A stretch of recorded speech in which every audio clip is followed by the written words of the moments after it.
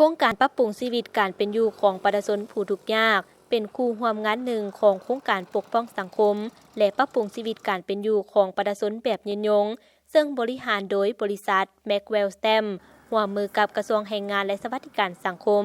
ซึ่งได้รับทุนสนับสนุนจากรัฐบาลออสเตรเลียโครงการดังกล่าวเบนได้จัดตั้งปฏิบัติกิจกรรมผ่านมาอยู่4เมืองที่เป็นเป้าหมายเมืองทุกข์ยากคือ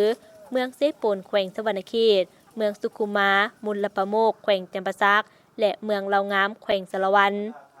ท่านประสงค์วงคำจันทร์หัวหน้ากรมสังคมสงเคราะห์กระทรวงแรงงานและสวัสดิการสังคมได้ให้สัมภาษณ์ต่อทีมข่าวโทรภาพแห่งชาติลาวว่า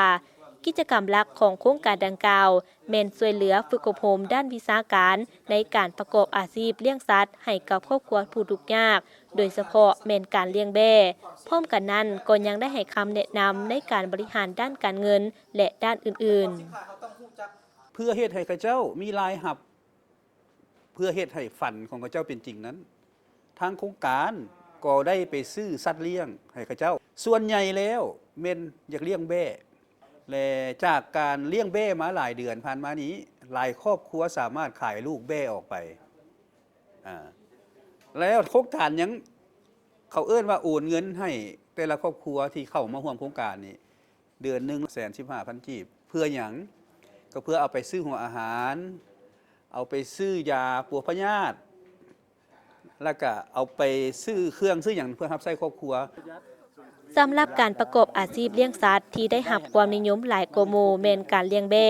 ซึ่งเห็นว่าในหลายเดือนผ่านมาครอบครัวประชาชนสามารถขายลูกแบ่ที่โครงการสนองให้ออกสู่ท้องตลาดเฮ็ดให้ประชาชนมีรายรับเพิ่มขึ้น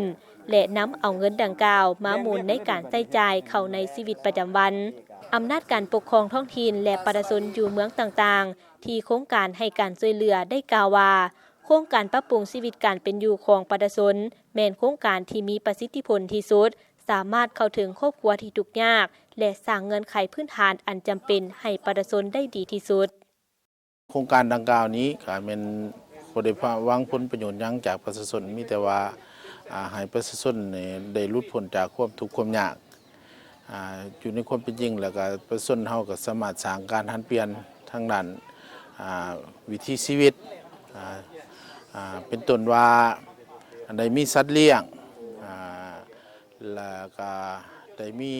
ทุนจำนวนหนึ่งเพื่อการประหยัดจากการซื้ออาหารสัตว์นั้นเขาก็ฝากเป็นออมทรัพย์เป็นทุนห่อนเพื่อพัฒนาครอบครัวเฮ็ดโครงการนี้เขามานี่เว้าความซื่อน่ะเฮานี่ภูมิใจหลายว่าง่ายๆซะดีใจที่เพิ่นมาสุดสวยให้เฮานี่พ้นแบบว่า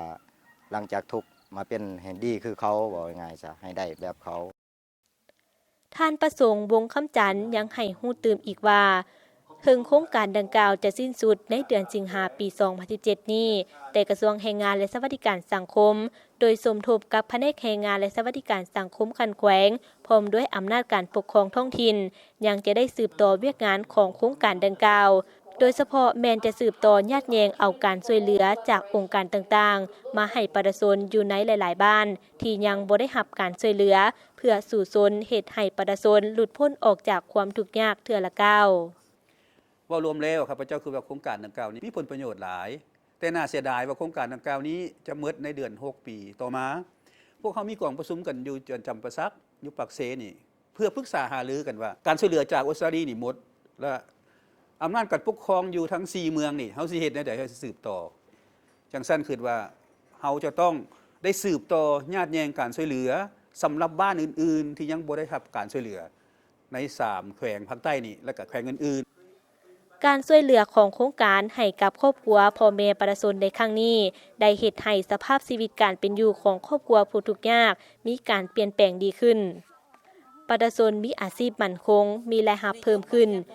มีเงินสะสมไว้นำธนาคารเพื่อเป็นทุนรอนในอนาคตให้กับลูกหลานพร้อมทั้งยกระดับชีวิตการเป็นอยู่ของประชาชนผู้ทุกข์ยากในเขตชนบทให้ดีขึ้น